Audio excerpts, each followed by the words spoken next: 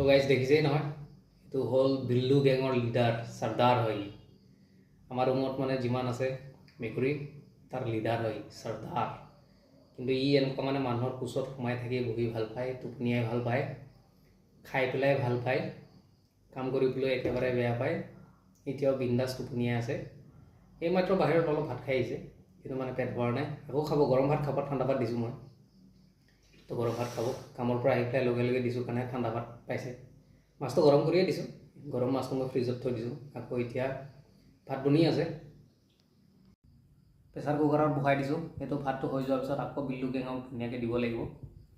তো সেইফালে এটা চৰি আছে, এইফালে দুটা লেংখাই আছে, সেইফালে এটা চেপৰ পৰা চাই আছে, আৰু দুটা এইফালে বাইদেউৰ ৰুমৰ ফালে গৈছে।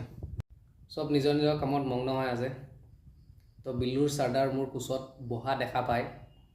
এতিয়া টিকলু চাৰ্ডাৰ আহি সোমাই গৈছে, মানে ৰখিব পৰা নাই। সিও মানে কোচত সোমাব, বহিব। সিও আহি গৈছে। তো চাৰ্ডাৰে সিহঁতক একো নকয়, না কামোৰে না খেদে, কাৰণ টিকলা আছে না। কিন্তু যেতিয়া সিহঁতে মানে ডাঙৰ হৈ যাব, সিহঁতক খেদিবহি, সেইটো কথাও মই জানো। বাকী আমাৰ চাৰ্ডাৰ ধুনীয়াকৈ টোপনিয়াই আছে, চাই লওক আৰু এবাৰ চাই লওক। এই হ'ল মাষ্ট লাইফ।